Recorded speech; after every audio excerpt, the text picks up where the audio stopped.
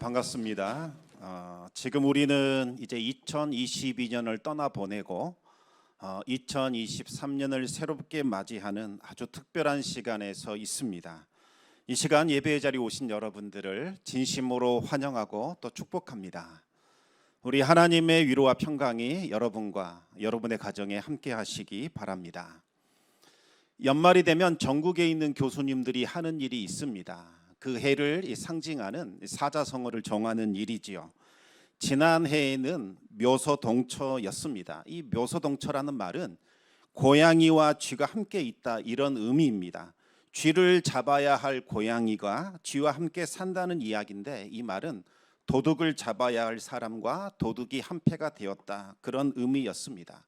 국정을 책임지는 사람들, 공정하게 법을 집행하고 또 감시해야 하는 사람들이 이권을 노리는 사람들과 한통속이 된 그와 같은 상황을 빗대는 말이었습니다. 올해는 어떻게 좀 사정이 나아졌을까요? 그렇지는 않는 것 같습니다. 올해를 찾아보니 과의불개라는 단어가 선정되었습니다. 과의불개란 말은 잘못을 했음에도 불구하고 고치지 않는다, 이런 뜻입니다. 잘못하는 것, 이것도 문제입니다. 그러나 더 큰 문제는 그 잘못을 고치지 않는 것이지요. 올해는 우리 국민들의 마음을 참으로 아프게 하는 많은 사건들이 있었습니다. 그런데 책임을 져야 하고 감독을 져야 할 그분들이 국민의 그 참담한 마음을 헤아리지 못한 것 같습니다. 반성하기보다는 남 탓을 많이 했고 책임을 전가하거나 자기 정당화에 급급했습니다. 그러면 우리는 어땠을까요? 우리는 이런 비난에서 좀 자유로울 수 있을까요? 우리도 마찬가지였던 것 같습니다.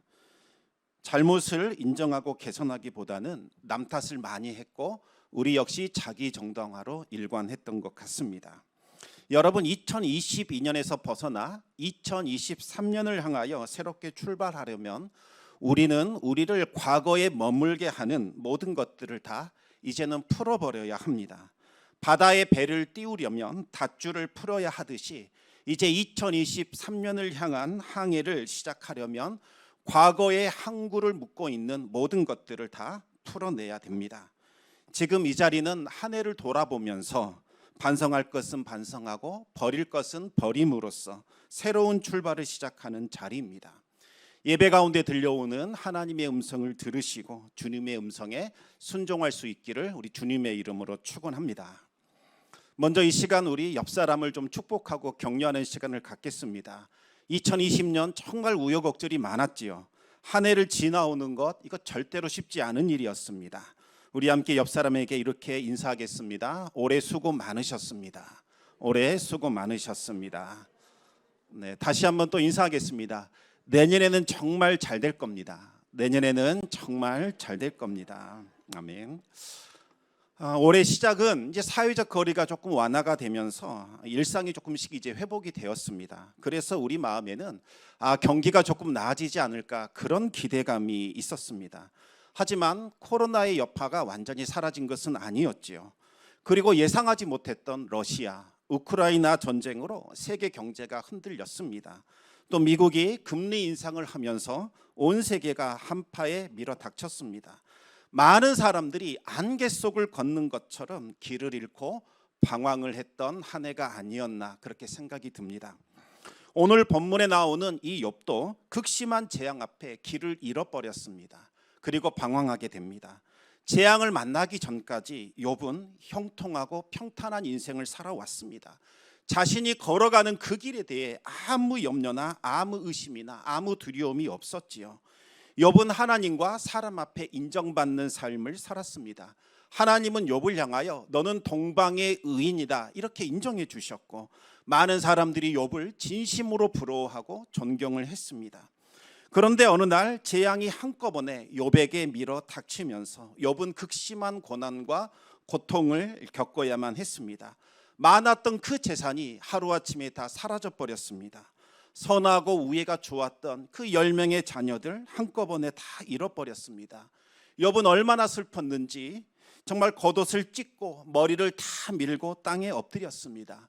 겉옷을 찢고 또 머리털을 민다는 것은 극도의 슬픔을 당할 때 그때 표현하는 행위입니다. 그런데 땅에 엎드린 이 욥은 하나님을 원망하거나 불평하지는 않았습니다. 오히려 하나님을 예배했습니다. 자신의 상황에 상관없이 하나님의 이름은 찬송받으실 것이다, 그렇게 높였습니다. 모태에서 알몸으로 나와 싸운즉 또한 알몸이 그리로 가올지라. 주신 이도 여호와시요 거두신 이도 여호와이시니 여호와의 이름이 찬양을 받으실지로다. 욥은 자신이 누려왔던 그 모든 것들, 그것이 다 하나님의 것임을 고백했습니다. 따라서 하나님이 거두어 가신다 한들 하나님을 찬양하겠다, 이렇게 고백을 했지요. 하나님이 주실 때에도 내가 감사했으니 하나님이 거두어 가실 때에도 나는 감사하겠다, 그렇게 고백한 겁니다. 그런데 여러분, 이게 말이나 되는 고백입니까? 욥의 신앙 고백에 우리는 부담을 느끼고 또 놀라지 않을 수 없습니다. 그런데 문제는 재앙이 여기서 끝나지 않았다는 거지요. 욥의 발바닥부터 머리 끝까지 악성 피부병이 난 겁니다. 애굽 사람들에게 내렸던 그 무시무시한 재앙, 바로 이 악성 종기가 욥에게도 임한 겁니다. 욥의 피부는 붉게 부풀어 올랐고 물집이 생겼고 거기에서 진물과 고름이 흘러나왔습니다.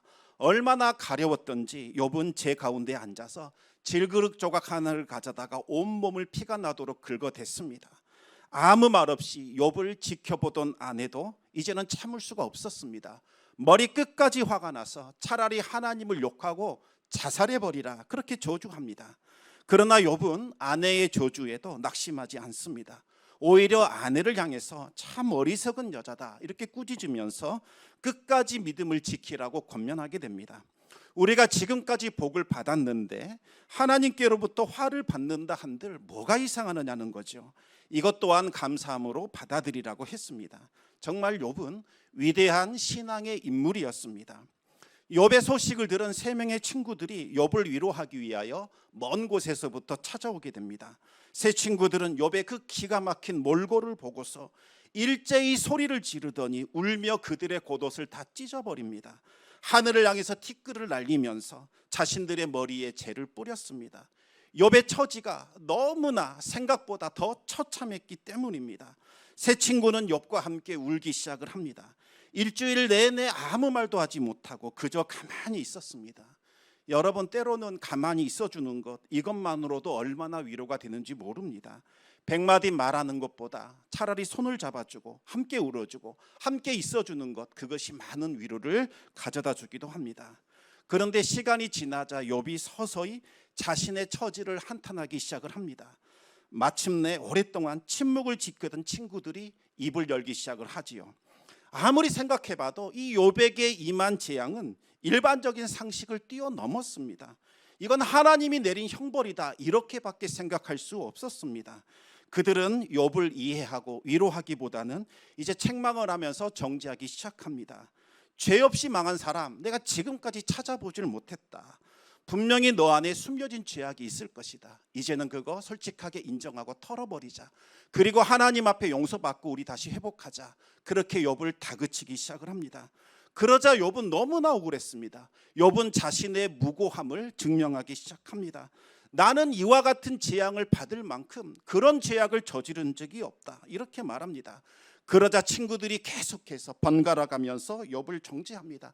이제 고집 좀 그만 부려라. 너 의로운 거 다 알고 있다. 그러나 이와 같은 재앙이 임했다는 것은 네가 다른 사람 앞에 숨기고 있는 뭔가 죄가 있지 않겠느냐, 그렇게 말하는 거죠. 그러면 욥은 또다시 자신의 의로움을 항변하기 시작을 합니다. 욥과 친구들의 논쟁이 욥기 4장에서부터 시작돼서 무려 31장까지 계속 진행이 됩니다. 친구들의 말을 다 합쳐보면 모두 다 211구절이나 됩니다. 그런데 욥이 항변했던 그 내용을 다 합쳐보면 무려 457절이나 나옵니다. 얼마나 욥이 답답했으면, 얼마나 욥이 억울했으면 그와 같은 많은 말들을 쏟아냈겠습니까? 욥과 친구들의 논쟁은 아무런 소득이 없이 침묵으로 끝을 맺게 됩니다. 이제는 욥도 길을 잃어버렸지만 그의 친구들도 다 길을 잃어버렸습니다. 왜 이런 시련과 아픔이 왔는가? 언제까지 이 상태가 지속되어야만 하는가? 알 수 없었습니다. 감당할 수 없는 그 고난, 아픔을 주시는 하나님, 아무리 생각해도 이해가 되지 않는 겁니다. 친구들 역시 답답하기는 마찬가지입니다. 더 이상 해줄 말이 없었습니다. 어둠과 절망의 밤이 영원토록 지속될 것만 같았습니다. 그런데 여러분, 여기서 대반전이 일어나게 됩니다.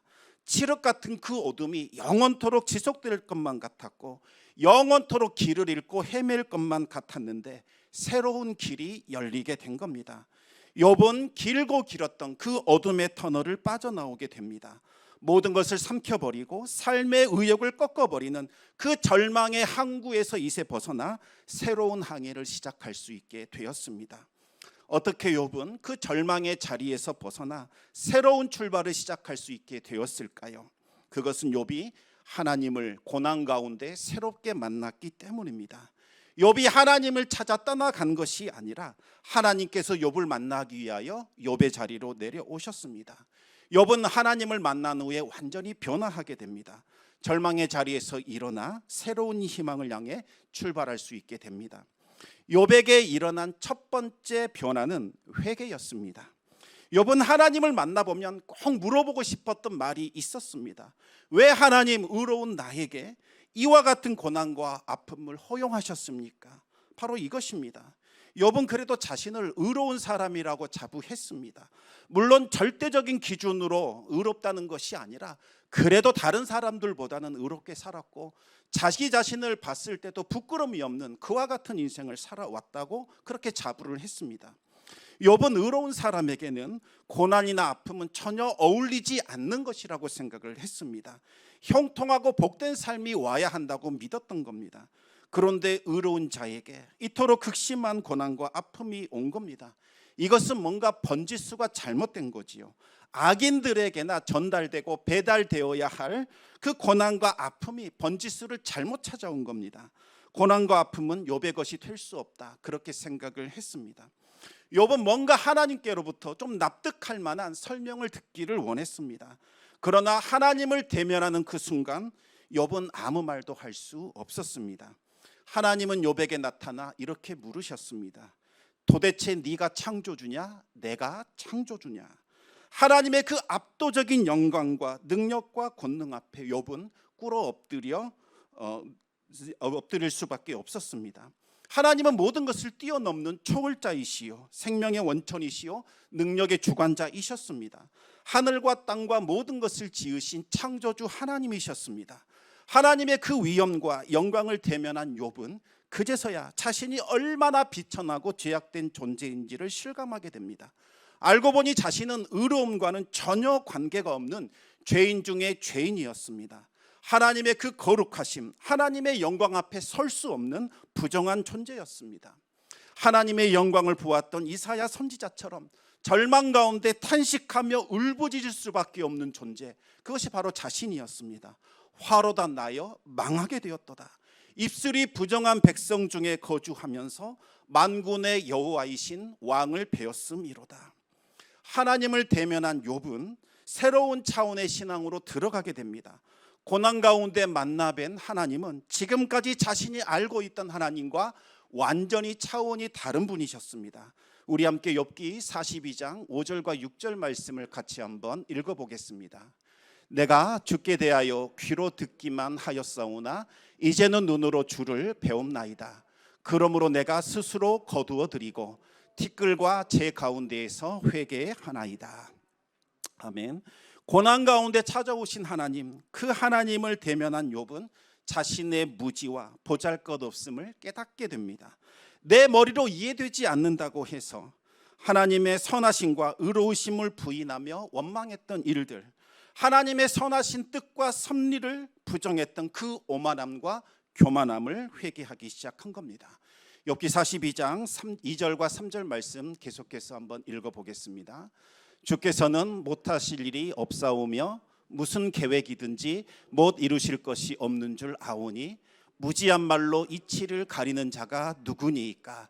나는 깨닫지도 못한 일을 말하였고 스스로 알 수 없도 헤아리기도 어려운 일을 말하였나이다. 아멘. 여러분, 한 모태 신앙인이었던 교수님이 계셨습니다. 그분은 성경 지식이 많았습니다. 그리고 어려운 신학에도 관심이 정말 많았지요.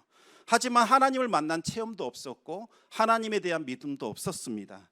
그 교수님의 집에는 체험적인 신앙을 가진 가사도우미 한 분이 계셨습니다. 그 가사도우미는 그 교수님을 볼 때마다 교수님, 예수님 믿으셔야죠. 예수님 영접하셔야죠. 이렇게 권면했습니다. 그런데 교수는 이 가사도우미의 권면이 썩 내키지 않았습니다.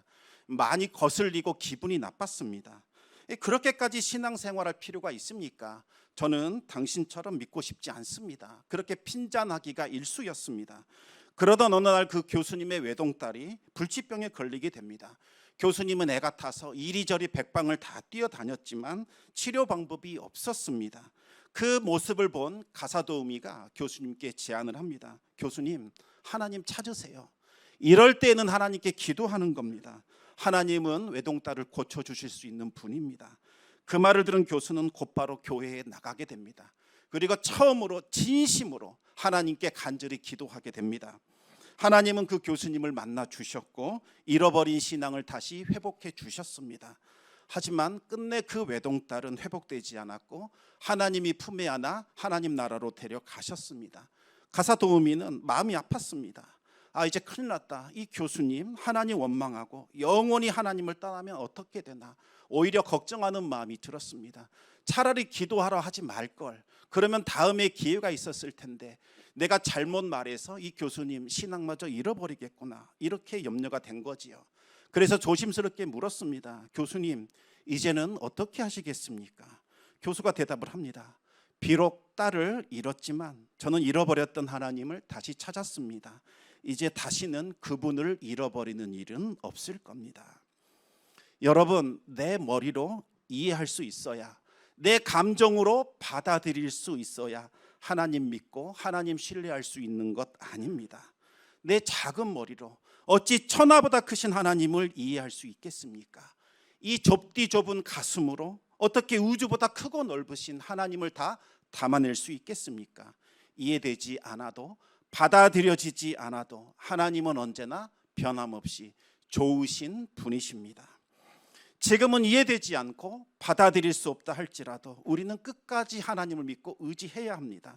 하나님은 언제나 선하고 옳으신 분이기 때문입니다. 우리의 생각과 하나님의 생각이 다르다면 우리의 생각을 하나님의 생각에 맞추셔야 합니다. 하나님의 생각을 우리의 생각에 맞추려고 하면 안 됩니다. 그래야 우리는 이 어둠의 터널에서 벗어나 새로운 출발을 시작할 수 있습니다. 어떤 해군 사령관이 지휘하는 전투함이 바다를 순찰하고 있었습니다. 그런데 갑자기 짙은 안개가 몰려오더니 시야를 완전히 가리게 됩니다. 밤이 되자 아무것도 보이지 않는 어둠에 처하게 됩니다. 조심스럽게 바다를 항해하고 있는데 바로 앞에서 조그마한 불빛 하나가 나타나게 됩니다. 깜짝 놀란 해군 사령관은 즉시 무전을 쳤습니다. 이대로라면 당신과 우리가 충돌하게 된다. 그러자 상대방도 급하게 무전을 보내게 됩니다. 우리도 알고 있다. 그런데 상대방이 진로를 바꾸지 않는 겁니다. 그래서 해군 사령관은 다시 무전을 쳤습니다. 뭐 하고 있는가? 빨리 진로를 바꾸라. 그러자 급하게 또 무전이 옵니다. 우리는 바꿀 수 없다. 당신들이 바꿔야 한다. 해군 사령관이 점잖게 명령을 내렸습니다. 우리는 전투합니다. 빨리 진도를 바꾸라. 또다시 무전이 왔습니다. 그래도 우리는 바꿀 수 없다. 화가 난 사령관이 꾸짖었습니다. 나는 해군 사령관이다. 당신의 직급은 무엇인가? 어서 빨리 진로를 바꾸라. 다시 무전이 옵니다. 저는 이등병입니다. 하지만 여기는 등대입니다. 사령관님이 바꾸셔야 합니다. 이 말이 떨어지자마자 해군 사령관은 즉시 진로를 바꾸었습니다. 여러분, 회개가 무엇입니까? 회개는 슬퍼하는 감정을 말하는 것이 아니죠. 방향을 바꾸는 것, 이것이 회개입니다. 누가 방향을 바꾸어야 할까요? 등대가 방향을 바꾸는 것이 아니라 배가 방향을 바꾸는 겁니다. 하나님이 방향을 바꾸시는 것이 아니라 우리가 방향을 하나님께로 맞춰야 하는 거지요. 우리 자신을 하나님께 맞춰드려야 합니다. 지금 이 상황 이해되지 않고 받아들여지지 않을지라도 우리는 하나님을 믿고 의지해야 합니다. 그래야 다시 일어설 수 있고 다시 항해를 시작할 수 있는 겁니다. 하나님의 때가 되면 우리의 모든 것이 아름답게 변하게 될 줄로 우리는 믿습니다. 욥에게 일어난 두 번째 변화는 용서였습니다.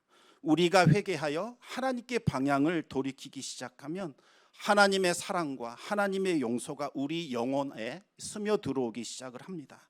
우리는 우리를 향한 하나님의 사랑을 깨닫게 되고 한없는 하나님의 자비와 긍휼을 느끼게 됩니다. 하나님의 그 사랑이 우리를 다시 회복시키고 다시 일으켜 주는 거지요. 여러분, 그런데 그것만으로는 충분하지 않습니다. 하나님의 사랑으로 회복되고 다시 일어섰다 할지라도 곧바로 절망의 항구를 벗어나 다시 항해를 시작할 수 있는 것은 아닙니다. 절망의 항구를 벗어나기를 원한다면 그 닷줄을 풀어내야 합니다. 그래야 출발할 수 있는 겁니다. 우리를 묶어두고 있는 그 결박, 매임의 밧줄을 풀어야만 우리는 새롭게 출발할 수 있습니다. 그런데 이 밧줄은 다른 사람들이 대신 풀어줄 수 있는 것 아닙니다. 우리 스스로가 그 밧줄을 풀어야 합니다. 그것이 무엇일까요? 그것이 바로 용서입니다. 용서는 닷줄을 푸는 겁니다. 용서하지 않으면 닷줄에 계속해서 매여 있게 됩니다. 과거의 그때, 그 아픔, 그 절망, 그 상처에 매여서 한 걸음도 우리는 나아갈 수 없는 거지요. 우리가 용서하는 그 순간 괴로운 과거에서 우리는 벗어날 수 있게 되고 진정한 자유를 누릴 수 있게 되는 겁니다. 용서하기 전까지는 우리는 과거를 살아가게 됩니다. 과거를 반복하게 되고 과거를 되풀이하게 되고 그 과거에 매여 살아가는 존재로 살아가게 되는 거죠. 그러면 우리는 누구를 용서해야 하는 걸까요? 우리는 용서의 대상을 우리에게 잘못한 사람들, 그 사람들이라고 생각을 합니다. 물론 맞는 말입니다. 그러나 여러분, 우리가 가장 먼저 용서해야 할 대상은 바로 우리 자신입니다. 우리 자신을 용서할 때에만 비로소 다른 사람을 우리가 용서할 수 있는 겁니다. 이 시간 자기 자신을 자책하고 원망하고 자기 자신을 괴롭게 하시는 분이 있다면 이제는 그 자신을 괴롭히는 그 일을 중단하시기 바랍니다. 이제는 용서해 주시고 풀어주시기 바랍니다. 하나님은 이미 우리를 다 용서해 주셨습니다. 우리를 있는 모습 그대로 우리를 다 받아주셨습니다. 그렇다면 이번에는 우리 차례입니다. 우리가 우리 자신을 용서해야 합니다. 우리 자신을 있는 모습 그대로 받아줘야 합니다. 그리고 우리를 힘들게 했던 사람들, 잘못했던 사람들, 그 사람들 용서해 줘야 합니다. 그래야 우리를 묶고 있었던 그 닷줄이 풀어지게 되고 우리는 이제 절망의 그 항구에서 벗어날 수 있게 되는 거죠. 여러분, 용서는 축복으로 완성된다는 사실을 기억하시기 바랍니다.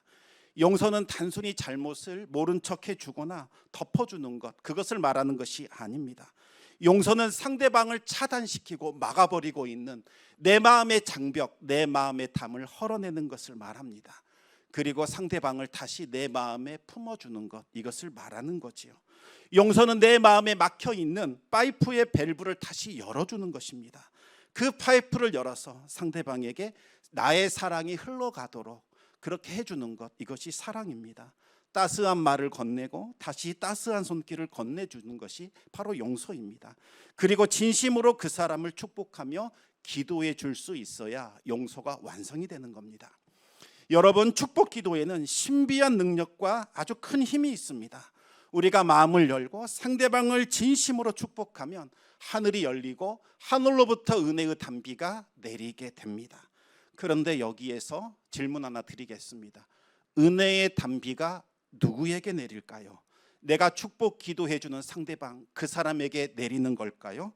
아닙니다. 놀랍게도 축복 기도해 주고 있는 당사자, 그 사람에게 축복의 단비가 내려오게 됩니다. 그리고 내 안에 충만해진 그 은혜가 나를 통해 상대방에게 흘러가는 겁니다. 그래서 축복 기도는 나를 살리게 되고 상대방을 살리는 놀라운 힘과 권세와 능력이 있는 거지요. 우리 함께 욥기 42장 10절과 11절 말씀 같이 읽어보겠습니다. 욥이 그의 친구들을 위하여 기도할 때 여호와께서 욥의 곤경을 돌이키시고 여호와께서 욥에게 이전 모든 소유보다 갑절이나 주신지라. 이에 그의 모든 형제와 자매와 이전에 알던 이들이 다 와서 그의 집에서 그와 함께 음식을 먹고 여호와께서 그에게 내리신 모든 재앙에 관하여 그를 위하여 슬퍼하며 위로하고 각각 캐시타 하나씩과 금고리 하나씩을 주었더라. 아멘. 욥이 친구들을 진심으로 용서하고 그들을 위하여 축복했을 때에 놀라운 회복이 일어나게 됩니다. 누가 회복되었을까요? 친구들이 회복된 것이 아니라 욥이 회복이 되었습니다. 하나님께서 욥의 곤경을 다시 돌이켜 주셨고 욥에게 돕는 사람들, 도울 자들을 붙여 주셨습니다.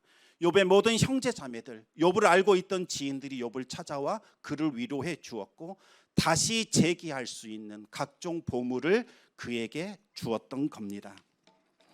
욥은 하나님의 은혜를 힘입어 그 절망의 항구에서 빠져나와 다시 항해를 시작할 수 있게 됩니다. 하나님은 욥이 겪었던 그 모든 고난과 아픔을 상쇄시키고도 남을 만큼 차고 넘치는 은혜와 복을 부어 주셨습니다. 욥은 이전보다 갑절이나 많은 소유를 갖게 되었고 10명의 자녀를 얻게 됩니다. 하나님은 욥에게 장수의 복과 자손 번성의 복을 주셨고 욥은 풍성하고 충만한 은혜 가운데 자신의 인생을 살아가게 됩니다. 그리고 때가 되어 하나님 품에 안겨 깊은 안식에 들어갈 수 있었습니다. 성도 여러분, 올 한 해 여러분이 예상하지 못했던 일로 낙심했거나 혹시 절망하고 있는 분들 계시지 않으십니까? 길을 잃어버려서 방황하고 있지는 않으십니까? 절망의 항구에 매여서 소망도 희망도 잃어버린 채 막연히 저 바다만 하염없이 바라보고 계시지는 않으십니까? 오늘 우리에게 주시는 하나님의 말씀 붙드시기 바랍니다. 눈을 들어 다시 하나님을 바라보시기 바랍니다. 하나님의 선하신 뜻과 계획이 있음을 믿고 다시 일어서기 바랍니다. 무엇보다도 이제는 용서하시기 바랍니다. 여러분 자신을 용서하십시오. 왜 그리 나는 못났을까? 왜 그리 나는 바보 같을까? 내가 살아도 되나? 이제는 그만 자책하시고 여러분 자신을 있는 모습 그대로 받아주시고 용서하여 주시고 그를 위해서 여러분 자신을 축복하시기 바랍니다. 그리고 여러분을 힘들게 했던 사람들 용서하시고 그들의 있는 모습 그대로 받아주시기 바랍니다. 마음의 장벽을 허무시고 그들을 다시 마음으로 품어주시기 바랍니다. 막혀있던 마음의 밸브를 열어서 다시 사랑을 그들에게 흘려보내주시기 바랍니다. 그리고 마음을 다해서 전심으로 축복해 주시기 바랍니다. 그러면 여러분들을 묶고 있었던 그 밧줄이 풀리는 일들을 경험하게 될 겁니다. 그리고 여러분들 이제 절망의 항구에서 벗어나 새로운 출발을 시작할 수 있습니다. 이제 새해가 시작되었습니다. 해묵은 것들을 다 털어버리시고 다시 새로운 출발을 우리 시작하십시다. 하나님께서 여러분과 함께 하실 것입니다. 그리고 여러분 앞에 축복의 문이 활짝 열리는 기가 막힌 일을 보게 될 겁니다. 새해에는 복된 일만 가득하기를 우리 주님의 이름으로 축원합니다.